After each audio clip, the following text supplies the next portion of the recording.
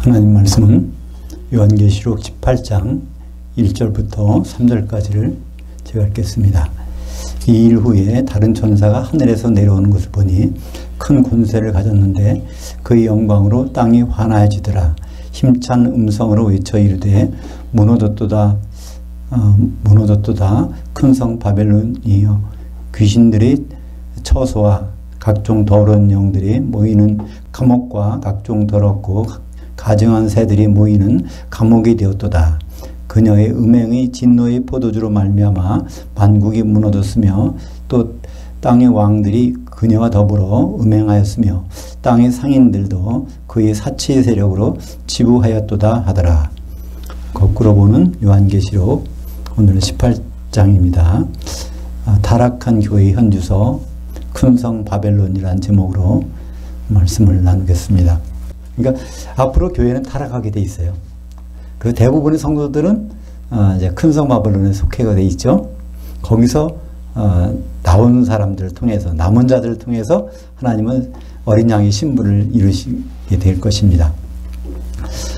오늘 보니까 1절에 이 일 후에 다른 천사가, 근데 이때 다르다는 말은요 알로스라는 단어가 있고 헤테로스라는 단어가 있는데요. 헤테로스는 질적으로 완전히 다른 거고 알로스라는 것은 질적으로 동일한 것입니다. 그러니까 사도 요한이 보기에 하여튼 그 예수님이 천사 같긴 한데 모습이 좀 바뀌었나 봐요. 그래서 근본적으로는 같은 분인데 다른 모습으로 나타났다는 거죠. 그러니까 그것을 알 수 있는 것이 큰 권세를 가졌는데 그의 영광으로 땅이 환해지더라. 그러니까 이런 땅을 비출 수 있는 교회를 비출 수 있는 영광을 나타낼 분은 예수님밖에 없죠. 힘찬 음성으로 외쳐 이르되 무너졌도다. 근데 사실 우리말 번역은 무너졌도다 하는 것은 이게 없어진 거잖아요. 근데 여기서는 없어졌다보다는 타락했도다. 그렇게 번역이 맞습니다.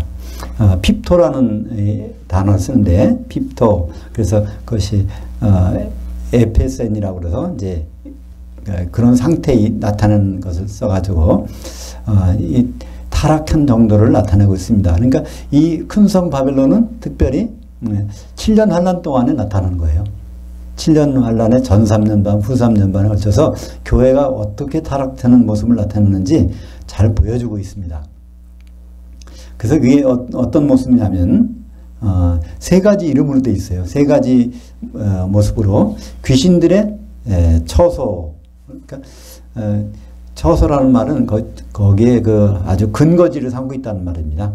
카트 오이 케테리오라 그래서 뭐 카타라는 건 그게 완전히 자리 잡고 있는 것이고 오이코스라는 건 집이란 뜻이고 테리오는 그 땅이란 뜻이니까 완전히 거기에 자리 잡고 있는 땅, 자리 잡고 있는 곳. 그것을 이제 처소라고 번역했는데 그 귀신들이 자리 잡고 있는 곳, 그게 큰 성 바벨론, 그게 이제 마지막 때의 교회의 모습이죠. 또 한 가지는 각종 더러운 영이 모이는 곳. 근데 모이는 곳은 우리말 번역이 그렇게 된 것이고 이것은 필라케라고 하는 감옥이라는 단어 썼습니다. 옥 또는 감옥이라는. 그러니까 우리는 생각할 수 있어요. 귀신들은 이제 교회가 근거지입니다. 교회 바깥으로 나가지 못하게 해놨어요. 한번 들어오면 귀신 아주 거기서 하는 옥에서 나갈 수 있는 방법은 누가 꺼내주지 않으면 못 나가잖아요. 그러니까 마지막 시대의 교회 안에서 활동하게 되어 있습니다. 그러면 누가 나가야 되죠? 이제 사절이 나오는데 내 백성아 거기서 나오라 이제 그런 말이 나오는데 귀신들이 처소가 되고 각종 더럽고 가증한 새들이 감옥이 되었도다. 그러니까 이것은 귀신 따로 있고 더러운 영 따로 있고 더러운 가증한 새가 따로 있는 것이 아니라 이것들을 동일한 존재인데 이렇게 표현하고 있는 것입니다. 그러니까 앞으로 교회의 모습은 점점 여기 나오는 큰 성 바벨론을 향해서 달려가고 있어요. 근데 우리가 비슷한 상황을 볼 수 있어요. 새가 그 나무에 깃드는 장면이 나오죠. 마태복음 13장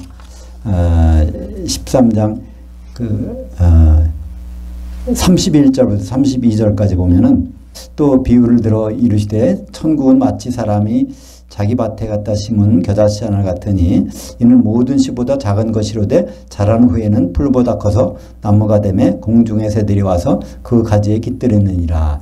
마태복음 13장 31절과 32절에 있는 것인데 이 말씀은 대개는 오해하죠. 천국은 이렇게 처음에는 조그만 거였지만 작은 씨지만은 나중에 하나님이 역사하셔서 크게 된다는 이렇게 오해를 합니다. 근데 그건 완전히 오해예요. 거기서 그 밭이란 말은요, 채소밭이란 말입니다. 채소밭에 나무를 심을 필요가 없잖아요. 그 채소밭에서는 채소가 나서 있는 게 정상인데 그것이 커다랗게 이제 커서 심지어는 나무가 돼서 채소밭에 나무가 된다는 것은 다 채소는 다 죽는 거죠. 나무를 다 죽이고 교만한 걸 나타냅니다. 거기에 새까지 깃들어요. 마태복음 13장의 새는 알고 쪼아먹는 거니까 귀신들이거든요. 마귀가 부리는 악한 영들이죠. 그래서 새가 깃드는 것이 그 교만한 교회, 말세의 교회의 모습을 나타내고 있습니다. 그러니까 겉으로 보기에 화려한 교회, 또 많은 사람이 모이는 교회. 예수님이 그랬잖아요. 좁은 문으로 들어가라. 멸망으로 인도하는 문은 넓고 커서 사람들이 다 그리로 몰려가느니라. 이건 일반 사람들 얘기하는 것이 아니에요. 예수 믿는 사람들 얘기하는 거죠. 그죠? 그러니까 그런 모습. 그러니까 마태복음 13장에는 겨자씨가 자라서 그냥 교만해져가지고 커다란 나무에 새가 깃드는데 이것은 요한계시록에 와서는 그게 큰 성 바벨론이라는 겁니다. 적나라하게 표현되어 있죠. 3절에 보니까 그녀의 음행의 진노의 포도들로 말미암아. 그러니까 큰 성 바벨론이 가장 큰 죄가 음행이에요. 음행이라는 것은 배우자를 놔두고 약혼자를 놔두고 다른 것을 좋아하는 것입니다. 예수님이 신랑으로 오실 텐데 거기 생각은 안 하는 거예요. 교회가 이 세상에서 어떻게 풍요롭게 잘 살고 올까 이런 쪽으로 세상의 눈을 뺏기는 것이 바로 음행하는 거죠. 그래서 그런 그것을 진노의 포도주, 그러니까 포도주가 성도인데 이미 이게 타락한 성도의 모습으로 나타내고 있습니다. 그래서 만국이 무너졌으며, 이게 만국이라는 건 이방인들로 특별히 구성된 교회라고 할 수 있죠. 그러니까 유대인들뿐 아니라 모든 유대인을 포함해서 모든 이방인까지. 근데 그 교회가 타락한 것을 나타내고 있습니다. 또 땅의 왕들, 그녀와 더불어 음행하였으며, 땅의 왕들, 이 땅이라는 건 요한계시록에서 1장 5절에 땅의 왕들의 머리가 되신 예수 그리스도. 그러니까 예수 그리스도는 교회의 머리인데 요한계시록에서는 교회를 땅이라고 표현해요. 그러니까 성도들 얘기하는 거죠. 성도들도 다 그와 더불어 그 교회 내에서 음행을 했다는 것입니다. 그러니까 성도들이 결혼 준비를 안 한다는 거예요. 신랑 생각을 안 한다는 거죠. 예수님 생각을 안 하고 다른 것에 눈이 발려져 있는 것을 성경에서는 음행이라고 합니다. 그리고 또 땅의 상인들도 그 사치의 세력으로 치부했도다. 그래서 땅의 상인들이라는 것은 교회의 상인들이죠. 근데 23절에 보면 땅의 상인은 땅의 왕족들이라. 땅의 왕이 성도들이라고 하면 땅의 상인들은 아직 성도 자리는 가지 못했지만 교회에 다니고 있고 거기에 밀접히 관계되고 있는 그런 사람들도 같이 세상적인 것으로 치부했다고 되어 있습니다. 그러니까 사실은 이것은 요한계시록 18장의 큰 성 바벨론에서만 얘기되는 것이 아니에요. 벌써 요한계시록 2장에서부터 나오고 있습니다. 요한계시록 전체는 7개 교회를 통해서 앞으로 세상을 교회를 얘기하고 계신데 2장 13절 볼까요? 내가 어디에 사는지를 내가 아노니 거기는 사탄의 권좌가 있는 데라. 이거 교회에 대해서 하는 얘기예요. 버가모 교회에 대해서. 그러니까 나중에 순교할 교회, 서머나 버가모 교회는 이제 순교당할 교회죠. 그들이 어디 있느냐면 거기 교회 내에 사탄의 권좌가 있다는 거예요. 그러니까 겉으로는 교회 같지만 실제로 들어가 보면 거기 주인이 바뀐 상태로 있는 그런 모습을 요한계시록 2장부터 우리에게 보여주고 있습니다. 이게 남의 얘기가 아니거든요. 또 요한계시록 2장 20절에 그러나 내게 책망할 일이 있노라. 자칭 선지자라 하는 여자 이스라엘을 내가 용납함이니 그녀가 내 종들을 가르쳐 깨어 행음하게 하고 우상의 제물을 먹게 하는도다. 그러니까 이 버가모 교회예요. 같이 거기에서도 여자 선지자 뭘까요? 선지자는 지금으로 말하면 목사, 교역자는 얘기입니다. 그런데 결국은 성도들을 음행하게, 그러니까 예수님을 결혼 상대로 생각하지 않게 세상 것에 취하게 만들어 놓는 일이 버가모 교회에서도 적나라하게 나타납니다. 이게 이 당시에 그랬다는 얘기는 아니에요. 버가모 교회가 초대교회부터 그런 건 아닌데 이제 앞으로 이 교회가 그런 모습으로 나타나게 된다는 것입니다. 4절에 중요한 말씀 있죠? 4절 같이 해볼까요? 또 내가 들으니 하늘로부터 다른 음성이 나서 이르되 내 백성아 거기서 나와 그녀의 죄들에 참여하지 말고 그녀가 받을 재앙들을 받지 말라. 어디서 나오는 거죠? 큰 성 바벨론에서. 그러니까 교회인데 교회에서 나오라는 거예요. 왜냐하면 교회가 이미 타락했기 때문에, 교회가 주님과의 결혼을 준비하지 않고 있기 때문에 거기 있으면 결혼식이 못 들어간다는 얘기예요. 결국 거기서 나오는 사람들을 통해서 이제 새 예루살렘을 건축하십니다. 그러니까 구약에도 그랬죠. 바벨론에서 포로로 끌려갔는데 70년 후에 거기서 나온 사람들을 통해서 스룹바벨 성전, 예루살렘 성전을 다시 있잖아요. 이 예루살렘 성이라고 하는 것은 궁극적으로 요한계시록 보면은 어린 양의 신부인데, 그러니까 바벨론에서 눌러 앉은 사람 안 된다는 거예요. 거기서 나와야 되는데 대부분 안 나오거든요. 바벨론에서 들어가서 70년 동안에 그 인구가 얼마나 늘었겠어요. 근데 몇 명 안 나와요. 그것은 하나의 그림자입니다. 구약의 모든 성경은 예수님의 안에서 나타난 일들을 우리에게 말씀해주고 있죠. 그래서 이것은 남의 얘기가 아닙니다. 내 백성아 거기서 나와. 근데 우리는 이게 누구한테 하는 얘기인가 이렇게 생각할 수 있어요. 그러니까 형식적이고 세상적이고 전통적인 그 교회가 진짜 주님의 뜻에 맞는 교회가 아니라면 거기서 나와야 된다는 것입니다. 왜냐하면 19장에서 우리가 봤죠. 거기서 땅의 왕족들, 왕과 왕족들과 그 모든 사람들이 거기서 쪼아먹히는 영의 몸이 완전히 산산조각이 나는 그런 심판을 받기 때문에 그렇습니다. 근데 이 큰 성 바벨론이 가장 큰 죄악이 뭘까요? 그 결론은 거기에 다른 것은 읽지 않고 7절을 보겠습니다. 같이 보죠. 그녀가 얼마나 자기를 영화롭게 하였으며 사치하였든지 그만큼 고통과 애통함으로 갚아주라. 그녀가 마음에 말하기를 나으는 여왕으로 앉은 자여 과부가 아니라 결단코 애통함을 당하지 아니하리라 하니. 그러니까 이 과부라는 뜻은 남편이 죽었어도 과부지만 남편이 없어진 것도 과부예요. 그 과부라는 뜻은 이 남편이 결손했다는 뜻이거든요. 근데 우리야말로 진짜 과부죠.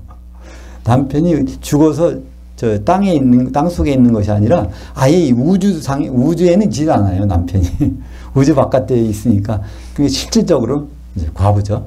근데 정말 기다려야 될 교회의 남편인 신랑을 안 기다리고 나는 과부가 아니다. 난 남편이 필요 없다고 하는 거니까 이거야말로 진짜 음행한 거죠.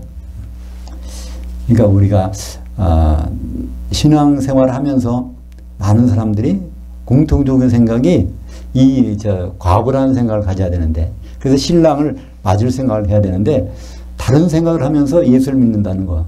우리가 건강 때문에, 무슨 물질 때문에, 사업 때문에, 자녀 입학 때문에, 취업 때문에, 그런 것이 너무나 많잖아요. 물론 그것 때문에 출발점은 될 수 있지만 궁극적인 목표는 아니잖아요. 그래서 우리는 이 시점에서 한번 생각해 볼 필요가 있죠. 여기서 이 큰 성 바벨론이 나는 여왕으로 앉은 자야. 그러니까 딴 왕이 필요 없다는 거죠. 천년왕국에서 왕 노릇할 다른 필요가 없다는 거죠. 그 과부가 아니라는 거. 그것이 우리들의 생각 속에도 자리 잡을 수가 있는 거죠. 그러니까 요한계시록 19장 7절에 어린 양이 혼인이 이르렀고 그의 아내가 자신을 준비하였으므로, 그러니까 궁극적인 목적, 하나님이 천지를 창조해서 운행하고 있는 목적이 바로 결혼식 때문에 그런데 거기에 주인공이 될 그 교회가 난 결혼 안 하겠다 그러면 이거는 하나님과 정면 대적하는 것이죠. 8절부터 10절까지 읽겠습니다. 그러므로 하루 동안에 큰 그 재앙들이 이르리니 곧 사망과 애통함과 흉년이라. 그녀가 또한 불에 살라지리니 그녀를 심판하시는 주 하나님은 강하신 자이심이니라. 그녀와 함께 음행하고 사치하던 땅의 왕들이 그녀가 불타는 연기를 보고 우야여 울고 가슴을 치며 그녀의 고통을 무서워하여 멀리 서서 이르되 화이토다 화이토다 큰 성 바벨론 견곤성이여 한 시간에 네 심판이 이르렀다 하리로다. 여기 한 시간이라고 그러는데요. 호라라는 말입니다. 헬라어로 호라. 영어로 쓰면 이렇게 되겠죠? 근데 여기 이 단어가 사실은 영어의 아우어 그런 뜻입니다. 헬라어로는 호라라고 그러는데 이 호라라는 시간의 길이는 요한계시록에서는 바로 7년이에요. 요한계시록 17장 12절에 보면 짐승과 그 여자가 활동하는 기간이 거기에서 1시간이라고 그러거든요.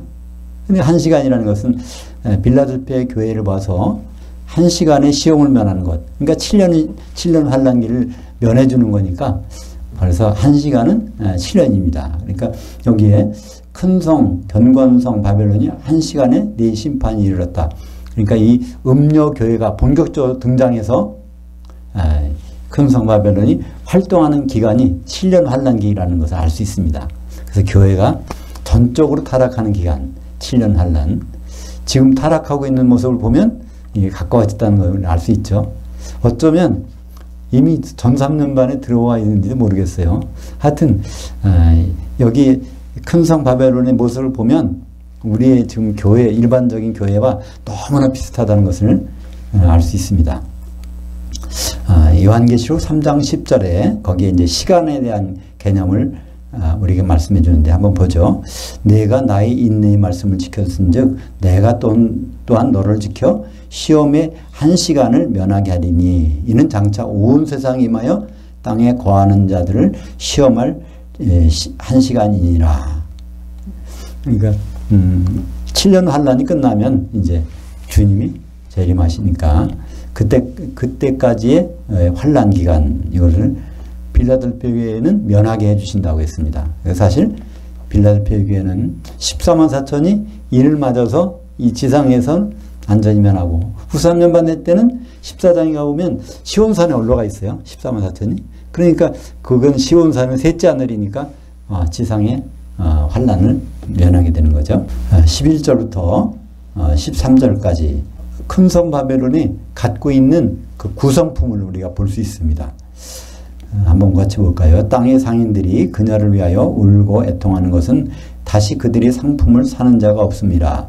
그 상품은 금과 은과 보석과 진주와 세마포와 자주옷감과 비단과 붉은 옷감이요 각종 향목과 각종 상아그릇이요 값진 나무와 구리와 철과 대리석으로 만든 각종 그릇이요 계피와 향료와 향과 향유와 유향과 포도주와 감람류와 고운가루와 고운 밀가루와 밀이요 소들과 양들과 말들과 수레들과 종들과 곧 사람의 혼들이라. 여기 이제 크게 뭐 7가지 정도가 나오는데 옷감, 보석, 뭐 기명, 향나무, 뭐죠? 향품 재료, 그다음에 먹는 거, 그다음에 짐승, 수레 뭐 이렇게 나오는데 그것들이 구성원들이에요.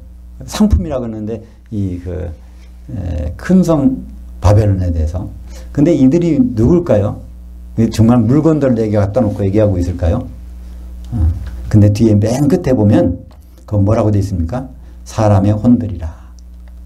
그러니까 헬라어에서는 다 쭉 나열한 다음에 마지막에 and 뭐가 있으면 그 마지막 것이 이걸 설명해 주는 거예요. 그러니까 에베소서 4장 11절에 보면 그 사도들과 선지자들과 사도와 선지자와 뭐 복음 전도자와 목사를 교사로 주셨느니라. 그러면 교사가 그 다수식어거든요. 그래서 이것들은 전부가 사람인데 그것이 그런 역할을 하고 있다는 겁니다. 교회에서 보석으로서 또 그 옷감으로서, 옷이라는 것은 결국 행위를 나타내는 거잖아요. 보석은 자기를 과시하는 거고, 거기에 여러 가지 향나무 같은 거, 그 그릇도, 이 그릇은 그 어떤 걸 담는 그릇일 수 있지만은 어떤 기구도 돼요. 그러니까 어떤 행위를 하는 데서 모든 것을 표현하고 있습니다. 특별히 여기 포도주와 감람류와 고운 밀가루와 밀, 이거 다 성도들을 얘기하는 거거든요. 성도도 밀인 경우가 있고 가루가 돼서 그러니까 밀가루가 되는 경우도 있겠죠. 그래서 그런 것들을 나타내는 것이죠. 이것을 어떻게 할 수 있냐면 요한계시록에서 여기에 대한 힌트가 있어요. 여기서 감람류가 뭘까? 포도주가 뭘까? 여기서 밀이 뭘까? 그런 것들을 요한복음 6장 5절에 보면 셋째 인을 떼실 때에 내가 들으니 셋째 생물이 말하되 오라 하기로 내가 보니 검은 말이 있는데, 나오는 데가 아닙니다. 있는데 그 탄 자의 손에 저울을 가졌더라. 내가 네 생물 사이로부터 나는 듯한 음성을 들으니 이르되 한 데나리온에 밀 한 대요 한 데나리온에 보리 석대로다. 또 감람류와 포도주는 해치지 말라 하더라. 여기 밀과 보리, 감람류, 포도주, 이것들은 다 성도들을 의미하고 있습니다. 왜냐하면 이 멍에라는 것은 사실 여기 저울이라는 것은 사실 멍에인데요. 마태복음 11장 28절 29절에 보면 수고하고 무거운 짐진 자들아 다 내게로 오라. 내가 너희를 하프타임을 주겠다. 잠시 쉬게 하겠다. 그러면서 내 멍에는 쉽고 가벼우니 내 멍에를 메고 내게 배우라. 그런 말씀이 나옵니다. 예수님의 멍에라는 것은 어떤 것을 이루기 위해서 짓는 거예요. 그러니까 예수님의 안에 이루기 위해서 사실 그 예수님의 교회를 통해서 그 안을 이루시죠. 거기에 나온 헬라어로는 쥐고스라고 그러는데, 쥐고스 이거는 성경에서 다 멍에라고 번역을 해요. 멍에. 근데 요한계시록에서만 저울로 표현했어요. 요한계시록 몇 장이죠? 6장 5절에 저울로. 뭐 저울로 볼 수도 있지만은, 그래서 이거 저울로 봐서 뭐라고 했냐면 검은 말 탄 자는 그 기근을 갖다 준다. 이렇게 얘기도 합니다. 그 기근이라는 그 근거가 어딜까요? 밀한 대에 한 데나리온이고 보리는 세 대가 한 데나리온이라고 그러니까 그렇게 그게 기근이란 말일까요? 근데 전혀 근거가 없는 말입니다. 데나리온이라는 화폐는 항상 일정하지가 않거든요. 근데 인플레이션도 안 되나요? 근데 그때 단위로 이거를 나타내는 것이 밀하고 보리는 좀 차이가 있다는 거죠. 가격, 성도들도 밀인 성도가 있고 보린 성도가 있고 막 그런 걸 나타내는 거겠죠. 그래서 이거는 저울로 볼 수 있지만은 멍에로 보는 것이 좀 성경 전체적으로는 항상 일관성이 있습니다. 쥐고스라는 단어는 계속 멍에로 쓰였으니까 우리가 믿지 않는 자들과 멍에를 같이 하지 말라. 이것도 쥐고스예요. 이게 요한계시록에 나와서 여기에 멍에로 나온 것입니다. 그러니까 어린 양의 신부가 되기 위해서는 교회를 통해서 우리가 그 신부로 가는 거잖아요. 근데 교회 안에 있는 그 멍에로 그들을 바라볼 때 여기 이런 그 물건들이 있다는 거죠.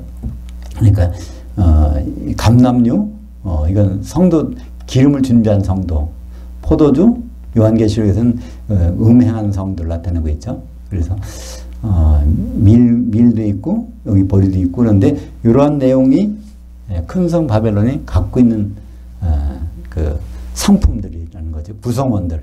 근데 구성원들은 결국 사람의 혼도를 나타내니까 사람 여러 종류의 성도도 있다는 거예요. 아직 이제 심판 받기 전에 그러니까 여기서 여기 밀이나 밀가루나 감람류나 이런 사람들 보고 지금 나오라는 거겠죠. 그죠? 내 백성아 거기 있지 말고 나와라. 그들이 받을 심판을 갖지 말지 말라. 이제 이렇게 하고 있는 것입니다. 14절에 보죠. 바벨론아 내 영혼이 탐하던 내 혼이 탐하던 과일이 내게서 떠났으며 맛있는 것들과 빛난 것들이 다 없어졌으니 사람들이 결코 이것들을 다시 먹지 못하리로다. 그러니까 바벨론에 이 과일이 없어졌다네요. 우리가 열매를 많이 맺으면은 하나님 아버지께서 기뻐하신다고 그랬잖아요. 우리가 그 열매를 맺은 성도들이 지금 다 없어진 거예요. 예, 바벨론에서 열매를 맺을 만한 성도들이 다 떠나간 겁니다. 그러니까 그런 성도가 떠나는 나중엔 영적으로 볼 때는 쭉정이 가라지. 왜냐하면 귀신들과 같이 교제해서 있는 것이니까 그 바벨론에 바로 과일다운 과일 또 그 열매다운 열매가 남아있지 않다는 것을 나타내고 있습니다. 15절에 바벨론으로 말미암아 치부한 상품의 상인들이 그녀와 더불어 그녀의 고통을 무서워하여 멀리 서서 울고 애통하여 이르되 화이토다 화이토다 큰 성 바벨론이여. 그러니까 이제 거기에 있는 상인들 왕족들 그러니까 성도에 거의 준하는 그런 사람들이 다른 길을 생각하는 것이 아니라 그냥 이제 큰일 났다 그냥 거기서 그러고 마는 것이죠. 나오진 안 하고 그냥 거기에서 이제 같이 그들과 그런 생각을 하는 것입니다. 근데 큰 성 바벨론이 모습은 뭐가 비슷할까요? 16절에 이르되 화이토다 큰 성 바벨론이여 세마포 옷과 자주 옷과 붉은 옷을 입고 금과 보석과 진주로 꾸민 것인데 그러니까 이 큰 성 바벨론이 아주 새 예루살렘과는 완전히 외모는 완전히 비슷해요. 새 예루살렘이 그 각종 보석으로 되어 있잖아요. 기초석이 쫙 되고 그 진주문으로 되어 있고 또 황금길로 되어 있고 그 전체로 이런 모습이 되어 있지만 사실 알맹이는 없다는 것이죠. 겉으로 보기에는 교회지만 실질적으로는 교회가 떠난 그런 상태를 나타내고 있습니다. 17절에 그러한 부가 한 시간에 망하였도다. 계속 한 시간 나오죠. 7년 내에 다 망하는 것을 볼 수 있습니다. 또 19절에도 한 시간에 망하였도다. 20절을 같이 볼까요? 하늘과 성도들과 사도들과 선지자들아 그로 말미암아 즐거워하여라. 하나님이 너희를 위하여 그녀에게 심판을 행하셨음이라 하더라. 그러나 사도와 성도, 성도들과 사도들과 선지자들, 그러니까 사도들이 선지자들이에요. 사실은 사도 곧 선지자. 그러니까 성도와 사도들은 어떤 것이죠? 사도들이 기초석이고 성도는 거기 한 보석으로 돼서 새 예루살렘을 할 것이니까 그러니까 즐거워하고 기뻐하라는 것입니다. 그들의 심판, 그리스도의 심판대에서 그들을 심판하고 이제 혼인잔치가 벌어질 것을 생각하니까 마태복음 5장 22절에 거기도 심판 얘기가 나오죠. 이게 바로 이 심판입니다. 마태복음 5장 22절 나는 너에게 이르노니 형제에게 노하는 자마다 심판을 받게 되고 형제를 대하여 라가라 하는 자는 공회에 잡혀가게 되고 미련한 놈이라는 자는 불지옥에 들어가게 되리라. 그 성경은 계속 반복해서 얘기를 하고 있어요. 요한계시록에도 계속 그 그리스도 심판대를 얘기하지만 또 성경 마태복음부터 복음서부터 계속 이런 그 심판을 얘기하고 있습니다. 교회 다니시는 분들이 생각을 달리하고 있잖아요. 지옥은 불순자가 가는 데라고. 그렇게 배워왔고 들어왔고 그렇게 생각합니다. 근데 성경은 계속 아니라고 그러는데 계속 그렇다고 생각하는 거야. 그러니까 정말 세상 사람들, 예수 안 믿는 사람들도 전혀 몰라보게. 그러니까 예수 안 믿는 사람들은 아예 예수 안 믿으면 우리가 지옥 가나 보다. 근데 사실은 예수 믿는 사람들 중에서 지옥 간다는 얘기인데, 고린도후서 5장 10절에 우리가 다 반드시 그리스도의 심판대 앞에 나타나게 되어 각각 선악간에 그 몸으로 행한 것을 따라 받으라 함이라. 그 몸은 교회죠. 이 문장은, 이 구절은 우리가 항상 생각할 수 있어야 돼요. 우리는 끝난 게 아닙니다. 항상 내가 지금 하나님께 선한 행위를 하고 있는가? 하나님 앞에서 악한 행위를 하고 있는가? 이걸 끊임없이. 오늘 이제 내가 세상을 떠나서 바로 이제 어디 낙원에 가서 대기하고 있다 하면 오늘만 잘할 수 있으면 될 것 같죠. 근데 우리는 언제 죽을지 모르잖아요. 어느 순간에. 그래서 이 고린도후서 5장 10절 우리가 다 반드시, 그러니까 한 사람 예외도 없이 그리스도의 신방에 쓴다는데, 그때 큰 성 바벨론과 같은 그런 교회에 소속이 돼서 있다면 어떻게 되겠습니까? 그래서 21절에 이 한 힘센 천사가 큰 맷돌 같은 돌을 들어 그 바다에 던져 이르되 큰 성 바벨론이 이같이 비참하게 던져져 결코 다시 보이지 아니하리로다. 여기서 정관사가 붙었어요. 그 바다. 그 바다는 어떤 바다일까요? 요한계시록 15장 2절에 나온 바다. 그러니까 요 18장 21절 나온 바다 위로 쭉 올라가 보면 바로 15장에 가서 그 바다가 나와요. 이 불 섞인 유리바다. 처음에는 정관사가 없어요. 불 섞인 유리바다라고. 그리고 같은 15장 2절에 그 말을 반복하면서 그 유리바다. 그러니까 이제 이건 분명히 불이 섞인 유리바다. 그것이 우리 어디 있죠? 8절에 불에 살라지리니, 똑같죠? 그녀가 불에 살라지리니. 불 섞인 유리바다에 던져진다는 얘기죠. 오늘 요한계시록 18장 8절에 그 말씀입니다. 근데 이 지옥을 불바다라고 한 얘기는 이 요한계시록이 처음 나오는 게 아니에요. 예수님이 직접 말씀하셨어요. 요한계시록 마태복음 18장 6절에 한번 볼까요? 누구든지 나를 향하여 믿는 이 작은 자들 중 하나를 실족하게 하면 차라리 연자 맷돌이 그 목에 달려서 그 바다라고 돼 있어요. 그 바다 깊은 곳에 빠뜨려지는 것이 당연하니라. 그 바다는 요한계시록에 가서 보니까 불 섞인 유리바다라는 걸 알 수 있고, 여기서 나를 향하여 믿는 이 작은 자, 이 작은 자는 단어는요 깐나나기라는 뜻이에요. 갓 태어난 자. 그러니까 성도를 제대로 인도하지 못하는 우리 성도가 있다면 참 큰일 날 수도 있는 일이에요. 근데 우리 항상 먼저 믿은 사람이 간 믿은 사람한테 예수 믿으면 지옥 안 갑니다. 이렇게 말하면 처음부터 문제가 안 돼, 잘못된 걸로 들어가는 거죠. 그리고 9절에 보면 그것을 지옥이라고 했습니다. 지옥에. 그 바다가 여기서 내 눈이 범죄하면, 근데 여기서는 너라는 것은 교회를 얘기해요. 교회 여러 지체들이 있는데 그것이 교회 지체들이 잘못되면 그걸 떼내고서라도 흠없이 들어가야 된다는 얘기죠. 15장 2절 볼까요? 내가 보니 불이 섞인 유리바다 같은 것이 있고 짐승과 그의 우상과 그의 이름의 수를 벗어난 이기는 자들. 우리말 번역에는 이렇게 안 돼 있어요. 이기고 벗어난 자들이라고 돼 있어요. 이기고 벗어난 것은 이겼다는 완료되어 있잖아요. 이겼고 벗어났다. 근데 그게 아니고 벗어난 이기는 자들이 그 유리바다 위에 서서. 요한계시록에서 이기는 자는 8번 나옵니다.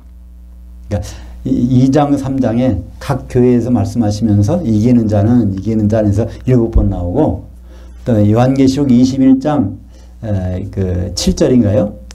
이기는 자는 하나님의 아들이 된다. 이렇게 나오는데, 이기는 자가 복수로 나온 것은요, 여기 요한계시록 15장 2절 하나밖에 없어요. 이기는 자들이 다 성도들이 모여서 바로 모세의 노래, 어린 양의 노래를 부르고 거기서 이제 혼인잔치가 벌어지고 하는 장면이 나오는데, 그 바다 밑에 누가 있을까요? 그 밭에는 그 바다 밑에는 큰 성 바벨론이 던져져 있는 거죠. 같은 신앙생활 하다가 거기서 나와라고 나온 사람들은 이제 그 모세의 노래 어린 양을 부르고 있고, 안 나온 사람들은 큰 성 바벨론에 같이 이제 불 섞인 유리 바다에 지옥불에 던져 있는 것을 볼 수 있습니다. 22절부터 24절까지, 그러니까 그 바벨론이 바벨론 성이 완전히 아주 그 흔적도 없이 망한 상태. 결혼하는 소리 없고 애들 떠드는 소리 없고 뭐, 그러니까 그런 조용하다는 거예요. 그럼 거기서 다 멸망당했다는 것을 거기서 22절부터 24절까지 나타내고 있습니다. 마지막에 24절을 같이 보죠. 선지자들과 성도들 곧 땅 위에서 죽임을 당한 모든 자의 피가 그 성 중에서 발견되었느니라. 그러니까 우리 인간 눈에 볼 때는 거기서 죽임을 당했다, 그 피가 피 흘리고 죽었다 그러면 우리는 불쌍히 여기잖아요. 거기서 잘 먹고 잘 지내고 했던 그 사람들이 굉장히 선망의 대상이 될 텐데 그렇지 않다는 거예요. 그들이 피가 거기 있다는 얘기는 그들이 이제 보상을 받게 된다는 얘기죠. 요한계시록 14장 13절 같이 보죠. 내가 들으니 하늘에서 음성이 나서 이르되 기록하라. 지금 이후로 주 안에서 죽는 자들은 복이 있도다 하시매 그 영이 이르시되 그러하다. 그들이 수고를 그치고 중간에 쉬리니 이는 그들이 행한 일들이 따름이라 하시더라. 그러니까 주 안에서 죽는 것은 하프타임이라는 거예요. 이제 후반전이 있다는 것입니다. 그 후반전이 따르게 된다는 거예요. 후반전엔 다 부활해서 혼전지 들어가고 1000년 동안 왕노릇 하는 것. 근데 이렇지 못한 사람들은 이제 유리바다 속에 들어가서 1000년을 지내게 됩니다. 어떻습니까? 이 큰 성 바벨론을 자세히 읽어보면은 교회의 모습과 점점 비슷하다는 생각이 들고요. 그 중에서 거기서 나오는 사람이 몇 명 되겠어요? 지금 같은 전통적인 교회 생활을 하고 있는데 그것이 성경에 근거하지 않고 사도들이 터에 맞지 않는, 사도들의 말씀과 맞지 않는 생활이라면 그게 결국 큰 성 바벨론인데 거기서 나오는 사람과 거기에 머물러 있는 사람이 운명이 갈라지는 것을 볼 수 있습니다. 기도하겠습니다. 하나님 아버지 감사합니다.